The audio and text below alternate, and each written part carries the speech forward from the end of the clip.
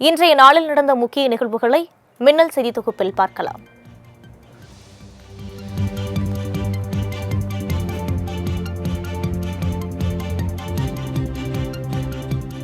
தென்மேற்கு வங்கக்கடலில் உருவாகியுள்ள பெஞ்சல் புயலின் வேகம் மணிக்கு 15 கிலோமீட்டராக அதிகரித்துள்ளது.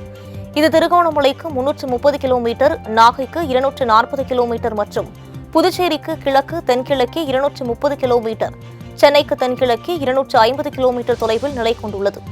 இதனால் நாளை பிற்பகலில் மணிக்கு 90 கிலோமீட்டர் வேகத்தில் காற்று வீசக்கூடும் என்றும் புதுச்சேரி மகாபலிபுரம் இடையே கரையை கடக்கும் என்றும் கணிக்கப்பட்டுள்ளது.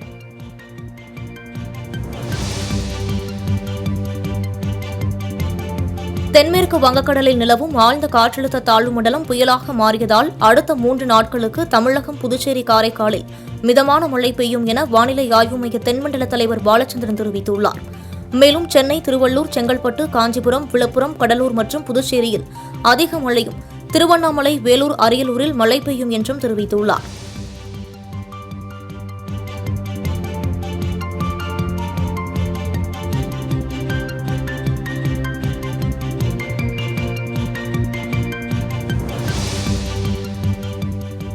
புயல் எச்சரிக்கையை அடுத்து சென்னை, செங்கல்பட்டு, காஞ்சிபுரம், திருவள்ளூர், விழுப்புரம், கள்ளக்குறிச்சி, கடலூர், மயிலாடுதுறை, நாகை மாவட்டங்களில் நாளை பள்ளிக் கல்லூரிகளுக்கு விடுமுறை அறிவிக்கப்பட்டுள்ளது. மேலும் மாணவர்களுக்கு சிறப்பு வகுப்பு, தேர்வு போன்ற எந்த நிகழ்வுகளும் நடத்த வேண்டாம் என்றும் அறிவுறுத்தப்பட்டுள்ளது. கனமழை எச்சரிக்கை விடுக்கப்பட்ட இதர மாவட்டங்களில் பள்ளிக் கல்லூரிகளுக்கு விடுமுறை அளிப்பது குறித்து மாவட்ட ஆட்சியர்கள் தேவைக்கேற்ப முடிவெடுக்கவும் அறிவுறுத்தப்பட்டுள்ளது.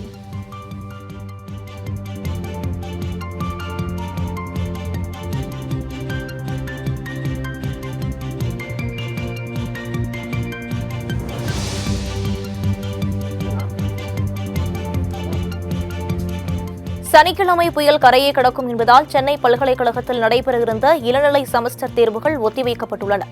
சனிக்கிழமை நடைபெறவிருந்த தேர்வுகள் டிசம்பர் 14ஆம் தேதி நடைபெறும் என அறிவிக்கப்பட்டுள்ளது. இதேபோல் அண்ணா பல்கலைக்கழக தேர்வுகளும் ஒத்திவைக்கப்பட்டுள்ளது. அண்ணா பல்கலைக்கழகத்தில் சனிக்கிழமை நடைபெறவிருந்த தொலைதூர கல்வித்திட்ட எழுத்து தேர்வு ஒத்திவைக்கப்படுவதாகவும் தேர்வு தேதி பின்னர் அறிவிக்கப்படும் என அண்ணா பல்கலைக்கழக தேர்வு கட்டுப்பாட்டாளர் தெரிவித்துள்ளார்.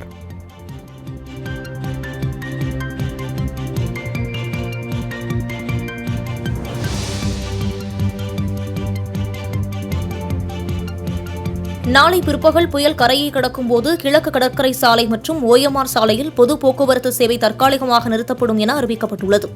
இந்த காலத்தில் பொதுமக்கள் அத்தியாவசிய தேவை தவிர இதர பணிகளுக்காக வெளியில் வருவதை தவிர்க்க வேண்டும் என்றும் கேட்டுக் கொள்ளப்பட்டுள்ளது. மேலும் பொழுதுபோக்கு பூங்காக்கள், கேளிக்கை நிகழ்ச்சிகளுக்கு செல்வதை தவிர்க்குமாறு தமிழ்நாடு மாநில பேரிடர் மேலாண்மை ஆணையம் கேட்டுக் கொள்கிறது.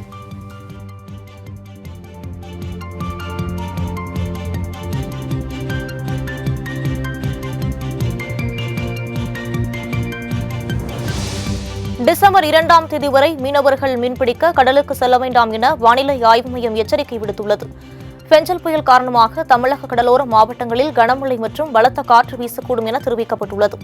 மேலும் கடல் சீற்றம் மற்றும் கொந்தளிப்புடன் காணப்படும் என்றும் அதிக உயரத்தில் அலைகள் எழக்கூடும் என்றும் தெரிவிக்கப்பட்டுள்ளது. மேலும் கடலில் சூறைக்காற்று வீசும் என்பதால் மீனவர்கள் கடலுக்கு செல்ல வேண்டாம் என கேட்டுக் கொள்ளப்பட்டுள்ளது. இதனால் கடலோரங்களில் அனைத்து வகையான படகுகளும் பத்திரமாக நிறுத்தி வைக்கப்பட்டுள்ளன.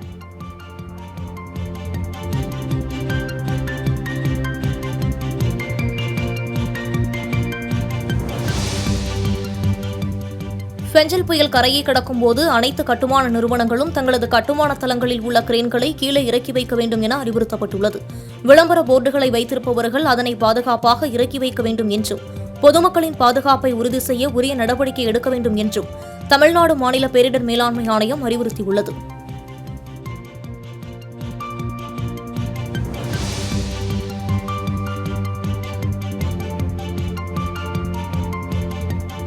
திருவாரூர் மாவட்டம் முத்துப்பேட்டை அருகே 1000 ஏக்கரில் பயிரிடப்பட்டிருந்த சம்பா பயிர்கள் மழைநீரில் மூழ்கியதால் விவசாயிகள் கவலையில் ஆழ்ந்தனர்.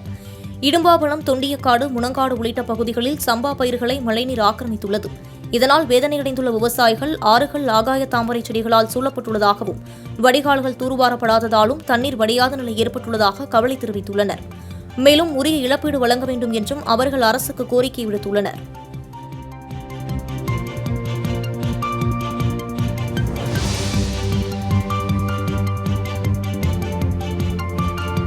மக்கள் அச்சமின்றி பயணிக்கும் வகையில் பாம்பன் பாலத்தை முழுமையாக ஆய்வு செய்து திறக்க வேண்டும் என மீனவ சங்க பிரதிநிதிகள் கோரிக்கை விடுத்துள்ளனர். ராமேஸ்வரம் புதிய பாம்பன் ரயில் பாலம் 550 கோடி ரூபாய் மதிப்பீட்டில் கட்டப்பட்டுள்ள நிலையில் இதை ஆய்வு செய்த அதிகாரி சௌத்ரி பாலத்தின் உறுதித்தன்மை குறித்து புகார் தெரிவித்திருந்தார். அதற்கு விளக்கமளித்த தெற்கு ரயில்வே பாலத்தின் உறுதித்தன்மை குறித்து 5 அதிகாரிகள் கொண்ட குழு ஓரிரு நாட்களில் ஆய்வு செய்ய உள்ளதாக தெரிவித்துள்ளது.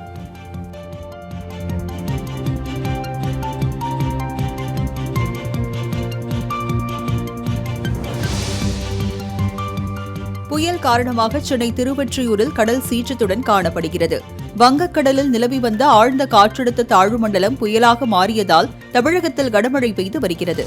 இந்நிலையில் திருவொற்றியூர், காசிமேடு போன்ற பகுதிகளில் வழக்கத்திற்கு மாறாக கடல் சீற்றத்துடன் காணப்படுகிறது.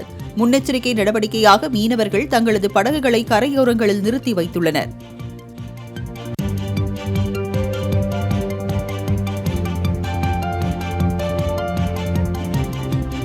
பருவமழை காலத்தில் வெள்ள பாதிப்பு ஏற்படாமல் தடுக்க சென்னை எண்ணூர், அடையாறு உள்ளிட்ட கால்வாய்களின் முகத்துவாரம் தூர்வாரப்பட்டுள்ளதாக நீர்வளத்துறை தெரிவித்துள்ளது. சென்னை கூவம், எண்ணூர், அடையாறு மற்றும் முட்டுக்காடு முகத்துவார பகுதிகள் தூர்வாரப்பட்டு வெள்ளநீர் செல்ல நிரந்தர தீர்வு காணப்பட்டுள்ளதாகவும், பக்கிங்காம் கால்வாயிலிருந்து வெள்ளநீர் வெளியேறி கடலுக்கு செல்லும் வகையில் 70 கோடி ரூபாய் செலவில் பணிகள் முடிக்கப்பட்டுள்ளதாகவும் தெரிவிக்கப்பட்டுள்ளது.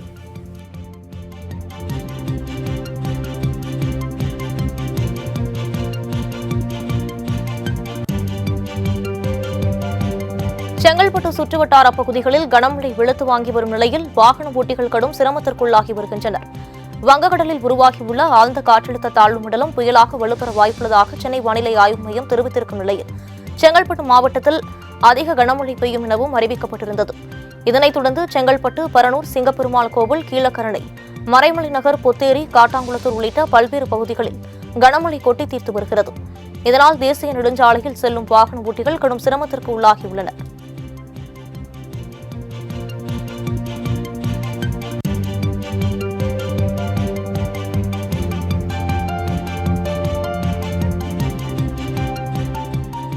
காஞ்சிபுரத்தில் தொடர்ந்து பெய்து வரும் கனமழை காரணமாக செம்பரம்பாக்கம் ஏரிக்கான நீர்வரத்து அதிகரித்துள்ளது.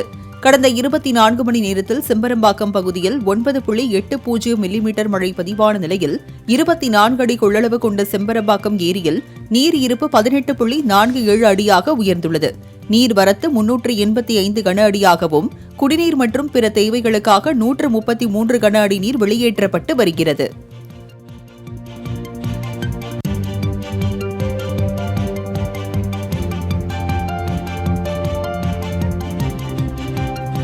புதுச்சேரியில் கடற்கரை உள்ளிட்ட சுற்றுலா தலங்கள் அனைத்தும் நாளை மூடப்படும் என அறிவிக்கப்பட்டுள்ளது. அத்தியாவசிய தேவைகள் தவிர்த்து வேறு காரணங்களுக்கு மக்கள் வீடுகளை விட்டு வெளியே வருவதை தவிர்க்க வேண்டும். மின்கம்பங்கள், மின்மாற்றி மற்றும் அறுந்து கிடக்கும் மின்கம்பிகளை தொட வேண்டாம் என்றும் மாவட்ட ஆட்சியர் அறிவுறுத்தியுள்ளார். தாழ்வான பகுதிகளில் குடியிருப்போர் உடனடியாக பாதுகாப்பு கருதி நிவாரண முகாம்களில் வந்து தங்கிட வேண்டும் என்றும் புதுச்சேரி மாவட்ட ஆட்சியர் குலோத்துங்கன் கேட்டுக் கொண்டுள்ளார்.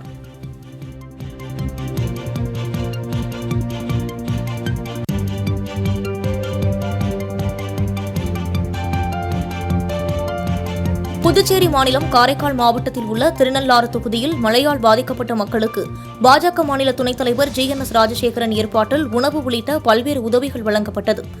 2 நாட்களுக்கும் மேலாக பெய்த மழையால் திருநள்ளாறு தொகுதியில் மக்கள் இன்னலுக்கு ஆளாகியுள்ளனர். இந்நிலையில் அம்பேத்கர் நகர், கருங்கல்குழி உள்ளிட்ட பகுதிகளில் வாழும் 6000க்கும் மேற்பட்ட மக்களுக்கு GNS ராஜசேகரன் ஏற்பாட்டில் உணவு வழங்கப்பட்டது. GNS ராஜசேகரன் சார்பில் கடந்த சில நாட்களாக நிவாரணம் வழங்கப்பட்டு வருவது குறிப்பிடத்தக்கது.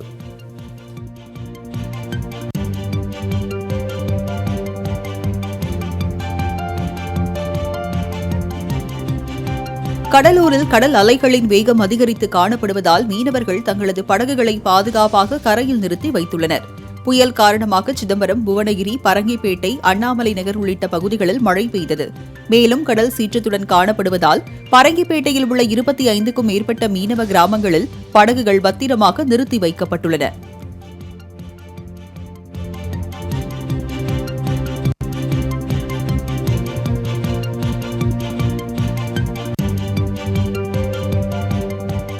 தமிழகத்தில் காவலர்கள் தாங்கள் பணிபுரியும் மாவட்டத்தில் இலவசமாக அரசு பேருந்தில் பயணம் செய்ய நடவடிக்கை எடுத்து வருவதாக டிஜிபி சங்கர் ஜிவால் தெரிவித்துள்ளார். தமிழகத்தில் கீழ்நிலை காவலர்கள் முதல் ஆய்வாளர் வரை அரசு வாகனம் இல்லாதவர்கள் தாங்கள் பணிபுரியும் மாவட்டத்தில் அரசு பேருந்தில் இலவசமாக பயணம் செய்ய ஸ்மார்ட் அடையாள அட்டை வழங்குவதற்கான அரசாணை கடந்த ஆகஸ்ட் மாதம் வெளியிடப்பட்டது. இந்நிலையில் ஸ்மார்ட் அட்டை குறித்த தகவல்களை டிசம்பர் 16ஆம் தேதிக்குள் அனுப்ப அதிகாரிகளுக்கு உத்தரவிடப்பட்டுள்ளது.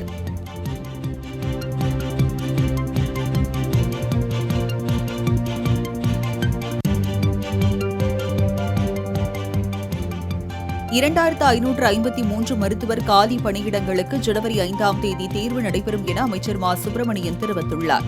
சென்னை தலைமைச் செயலகத்தில் செய்தியாளர்களை சந்தித்த அவர், மருத்துவர் காலி பணியிடங்களுக்கான தேர்வு முன்கூட்டியே நடத்த திட்டமிட்டுள்ளதாகவும், தற்போது காலியாக உள்ள 2553 இடங்களுக்கு 23,917 பேர் விண்ணப்பித்துள்ளதாகவும் தெரிவித்தார்.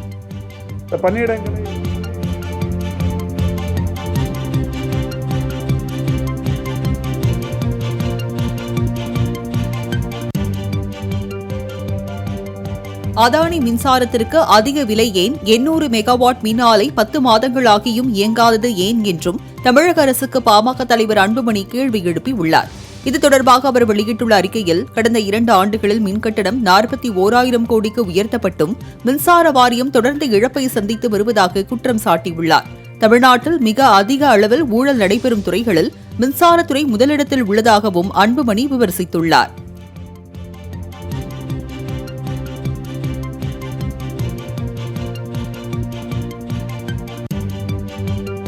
சட்டவிரோத பணப்பரிமாற்ற தடை சட்ட வழக்கில் கைதான ஜாஃபர் சாதிக் ஜாமீன் கோரிய மனுவிற்கு வரும் டிசம்பர் 2ஆம் தேதிக்குள் பதிலளிக்க அமலாக்கத்துறைக்கு சிபிஐ நீதிமன்றம் உத்தரவிட்டுள்ளது. போதைப்பொருள் கடத்தல் வழக்கில் கைதாகி திகார் சிறையில் அடைக்கப்பட்டிருந்த திமுக முன்னாள் நிர்வாகியும் திரைப்பட தயாரிப்பாளருமான ஜாஃபர் சாதிக்கை அமலாக்கத்துறை கைது செய்து சிறையில் அடைத்தது. இதையடுத்து ஜாஃபர் சாதிக் ஜாமீன் கோரி சிபிஐ நீதிமன்றத்தில் மனு தாக்கல் செய்திருந்தது குறிப்பிடத்தக்கது.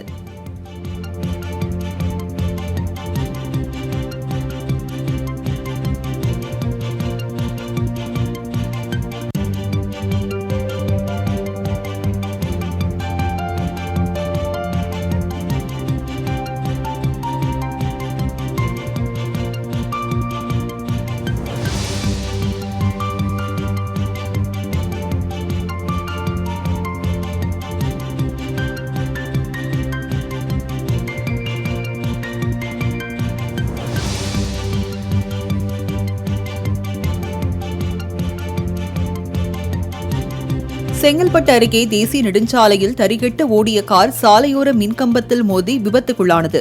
சிங்கப்பெருமாள் கோயில் அடுத்து திருத்தேரி சந்திப்பு பகுதியில் சாலையை கடக்க முயன்ற இருசக்கர வாகனம் மீது மோதாமல் இருக்க காரை ஓட்டுநர் இடதுபுறமாக திருப்பியுள்ளார். இதில் கட்டுப்பாட்டை இழந்த கார் சாலையோர மின்கம்பத்தில் மோதி விபத்துக்குள்ளானது.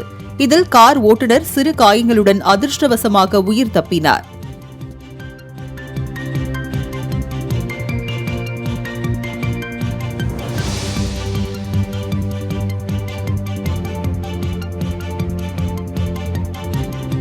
கிறிஸ்துமஸ் மற்றும் புத்தாண்டு பண்டிகைகளை முன்னிட்டு சிறப்பு மலை ரயில் சேவையை தெற்கு ரயில்வே அறிவித்துள்ளது. அதன்படி உதகை குன்னூர், கேத்தி, உதகை இடையே சிறப்பு ரயில்கள் இயக்கப்படும் என்றும், டிசம்பர் 28ஆம் தேதி முதல் ஜனவரி 2ஆம் தேதி வரை 6 நாட்களுக்கு குன்னூர், உதகை இடையே காலை மற்றும் மதியம் மலை ரயில் இயக்கப்படும் என்றும் அறிவிக்கப்பட்டுள்ளது. இதேபோல் மேட்டுப்பாளையம், உதகை இடையே 2 மார்க்கத்திலும் சிறப்பு மலை ரயில்கள் இயக்கப்படுகிறது.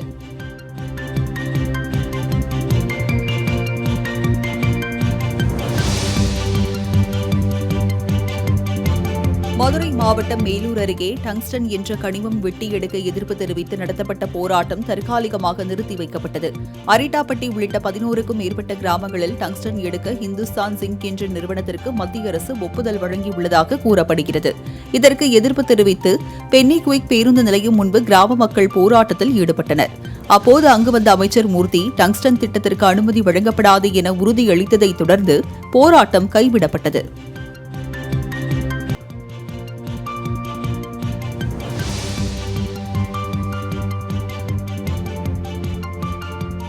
நீலகிரி மாவட்டம் கூடலூர் சில்வர் கிளவுட் பகுதியில் தேயிலை தோட்டத்தில் உலா வந்த காட்டு யானையால் தொழிலாளர்கள் அச்சமடைந்தனர். கூடலூர் பகுதிக்கு அழையா விருந்தாளியாக வரும் காட்டு யானைகள் குடியிருப்புகள் மற்றும் விளைநிலங்களை சேதப்படுத்தி வருகின்றன. அந்த வகையில் தேயிலை தோட்டத்தில் உலா வந்த காட்டு யானையை கண்டு அச்சமடைந்த வடமாநில தொழிலாளர்கள் தலை தெறிக்க ஓடி மரத்தின் மீது ஏறினர்.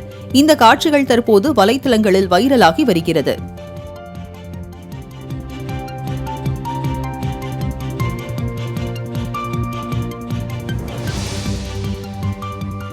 தஞ்சையில் பழமை வாய்ந்த கார்களில் வெளிநாட்டிலிருந்து 22 காதல் ஜோடிகள் சுற்றுலா வந்துள்ளனர். நியூசிலாந்து, பெல்ஜியம், அமெரிக்கா ஆகிய நாடுகளில் இருந்து 22 காதல் ஜோடிகள் தென்னிந்தியாவிற்கு சுற்றுலா வந்ததாக கூறப்படுகிறது. நாட்டின் பல்வேறு ஊர்களுக்கு சென்ற அவர்கள் பாண்டிச்சேரி செல்வதற்காக தஞ்சை வந்தனர். அப்போது அவர்கள் வந்த பழமை வாய்ந்த கார்களை பள்ளி மாணவர்கள் மற்றும் பொதுமக்கள் ஆச்சரியத்துடன் பார்த்து அதன் அருகில் நின்று செல்ஃபி எடுத்து மகிழ்ந்தனர்.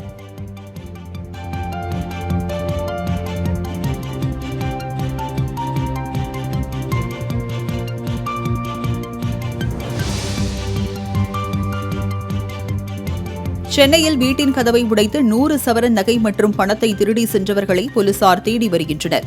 மாதவரம் சீனிவாச நகர் குடியிருப்பு பகுதியில் வசித்து வரும் ஷாஜகான் என்பவரின் வீட்டிற்குள் நுழைந்த மர்ம நபர்கள் பீரோவில் இருந்த 100 சவரன் தங்க நகை மற்றும் 10,000 ரூபாய் பணத்தை திருடி சென்றுள்ளனர். இதுகுறித்து ஷாஜகான் அளித்த புகாரின் பேரில் சிசிடிவி கேமரா உதவியுடன் மாதவரம் போலீசார் விசாரணை மேற்கொண்டனர்.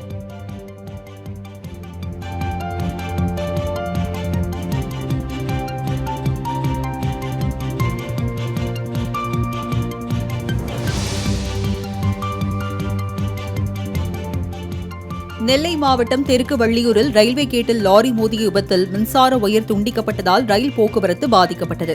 வள்ளியூரில் குவாரி நோக்கி சென்ற டாரஸ் லாரி ஒன்று ரயில்வே கேட்டில் எதிர்பாராத விதமாக மோதியது.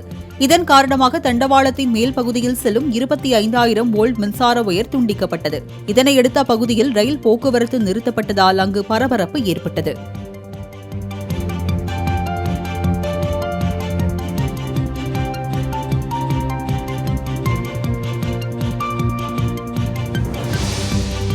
சென்னை அடுத்த தாம்பரம் அருகே செயின் பறிப்பில் ஈடுபட்டவரை போலீசார் கைது செய்தனர். கிருஷ்ணாநகர் முல்லை தெருவில் வசித்து வரும் பிரியங்கா என்பவர் வீட்டில் தனியாக இருந்தபோது அவரது கண்ணில் மிளகாய் பொடியை தூவிய மர்ம நபர் கழுத்தில் இருந்த தங்க சங்கிலியை பறித்து சென்றுள்ளார். இதுகுறித்த விசாரணையின் அடிப்படையில் பாதிக்கப்பட்ட பிரியங்காவின் வீட்டின் அருகில் குடியிருந்த உத்தரப்பிரதேசத்தை சேர்ந்த ராம்மிலன் என்பவரை போலீசார் கைது செய்தனர்.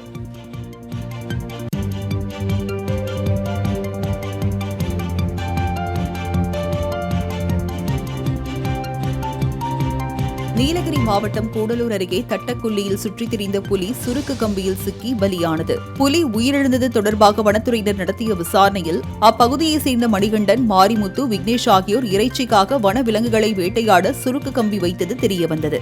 இதனையடுத்து 3 பேரையும் வனத்துறையினர் கைது செய்தனர்.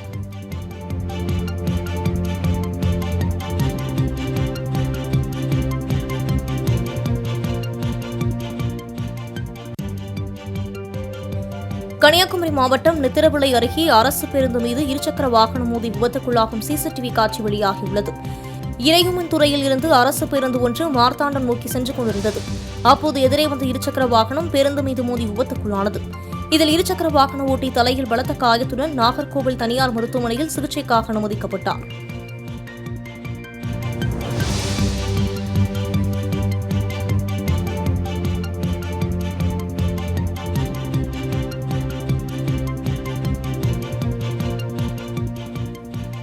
கொடைக்கானலில் பார்சல் ஒன்றுக்கு அரசு பேருந்து ஓட்டுநர் மற்றும் நடத்துனர் ஆகியோர் கூடுதலாக 200 ரூபாய் கேட்ட வீடியோ வைரலாகியுள்ளது.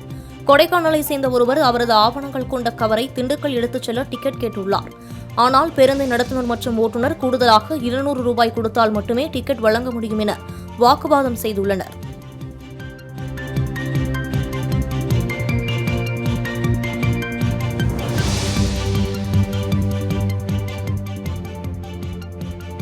புதுக்கோட்டை அருகே நகைக்கடையில் அத்துமீறி நுழைந்து பணம் கேட்டு மிரட்டியதோடு பொருட்களை சேதப்படுத்திய இளைஞர்களை காவல்துறையினர் தேடி வருகின்றனர். ஆலங்குடியில் நகைக்கடைக்கு சென்ற இளைஞர்கள் கடை உரிமையாளரிடம் பணம் கேட்டு மிரட்டியுள்ளனர். ஆனால் அவர் பணம் தர மறுத்ததால் ஆவேசமடைந்த இளைஞர்கள் கடையில் இருந்த பொருட்களை அடித்து நொறுக்கிவிட்டு அங்கிருந்து தப்பி ஓடினர்.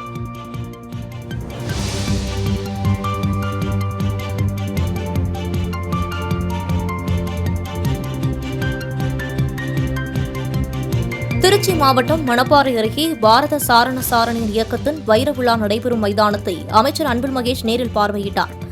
சிப்காட் பகுதியில் அடுத்த ஆண்டு ஜனவரி 28ஆம் தேதி முதல் பிப்ரவரி 3ஆம் தேதி வரை பாரத சாரண சாரணியர் இயக்கத்தின் வைர விழா மற்றும் முத்தமிழ் அறிஞர் கலைஞர் நூற்றாண்டு நினைவு பெருந்திரளணி நடைபெறவுள்ளது. இந்நிலையில் முன்னேற்பாடு பணிகள் குறித்து அமைச்சர் அன்பில் மகேஷ் ஆய்வு செய்தார்.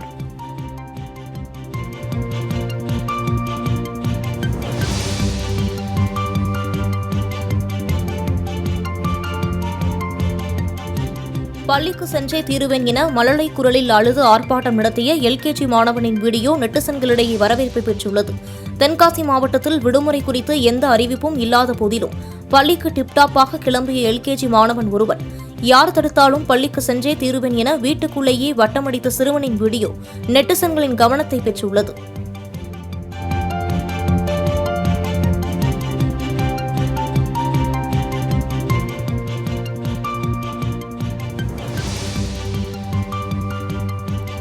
சார்ஜாவிலிருந்து திருச்சி விமான நிலையம் வந்த பயணியிடம் 501 கிராம் தங்கம் பறிமுதல் செய்யப்பட்டது. சார்ஜாவிலிருந்து திருச்சி வந்தடைந்த பயணிகளிடம் வழக்கம் போல் சுங்கத்துறை அதிகாரிகள் சோதனை நடத்தினர். அப்போது பயணி ஒருவரிடம் 36 லட்சம் ரூபாய் மதிப்பிலான 501 கிராம் தங்கத்தை அதிகாரிகள் பறிமுதல் செய்து விசாரணை நடத்தி வருகின்றனர்.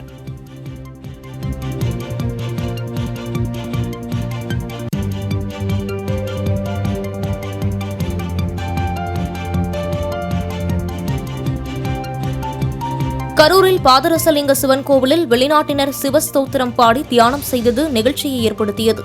ரஷ்ய நாட்டை சேர்ந்த அலெக்சி என்பவர் கடந்த சில ஆண்டுகளுக்கு முன்பு இந்தியா வந்த நிலையில் தமிழகத்தில் உள்ள ஆன்மீகத்தால் ஈர்க்கப்பட்டார். அதிகமான சிவத்தலங்களுக்கு சென்று வழிபாடு செய்த அலெக்சி நாளடைவில் சிவனடியாராகவே மாறினார். தற்போது 20 நாள் பயணமாக தனது நண்பர்களுடன் தமிழகத்திற்கு வந்துள்ள அவர் கரூர் வெண்ணெய்மலையில் உள்ள பாதரசலிங்கத்தை தரிசித்தார்.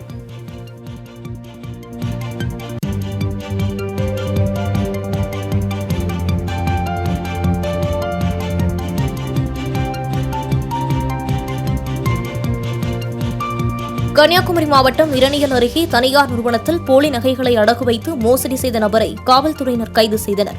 கடந்த 2022ஆம் ஆண்டு களியங்காடு பகுதியைச் சேர்ந்த சிதம்பரராம் என்பவரின் நகை அடகு கடைக்கு வந்த ஒருவர் போலி நகைகளை அடகு வைத்து 70,000 ரூபாய் பெற்றுச் சென்றுள்ளார். தான் ஏமாற்றப்பட்டதை அறிந்த கடை உரிமையாளர் அளித்த புகாரின் அடிப்படையில் கிருஷ்ணகுமார் என்பவர் கைது செய்யப்பட்டார்.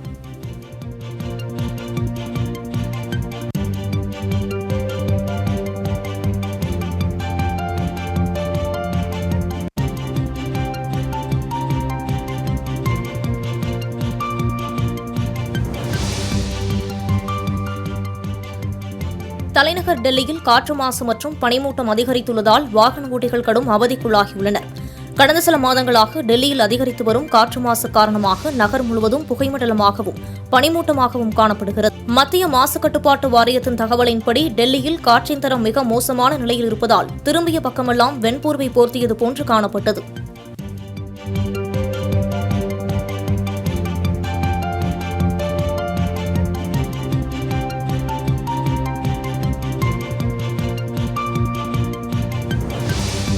பாலிவுட் நடிகை ஷில்பா ஷெட்டியின் கணவரும் தொழிலதிபருமான ராஜ்குந்த்ராவின் வீட்டில் அமலாக்கத்துறை அதிகாரிகள் சோதனையில் ஈடுபட்டனர். கடந்த 2021ஆம் ஆண்டு ஆபாச வீடியோ தயாரித்தது மற்றும் பண மோசடி வழக்கில் ராஜ்குந்த்ரா கைது செய்யப்பட்டு 2 மாதங்கள் மும்பை சிறையில் அடைக்கப்பட்டிருந்தார். பின்னர் ஜாமீனில் வெளியே வந்த அவர் மீது குற்றப்பத்திரிகை தாக்கல் செய்யப்பட்ட நிலையில் ராஜ்குந்த்ராவின் வீடு உள்ளிட்ட 15 இடங்களில் அமலாக்கத்துறை சோதனை மேற்கொண்டது.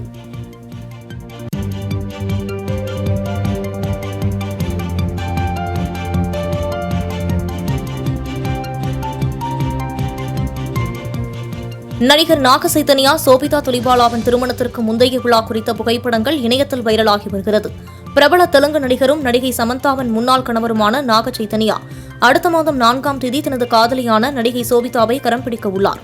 இவர்களின் திருமண வீடியோ உரிமையை நெட்ஃபிளிக்ஸ் நிறுவனம் 50 கோடி ரூபாய்க்கு வாங்கியுள்ளதாக கூறப்படுகிறது.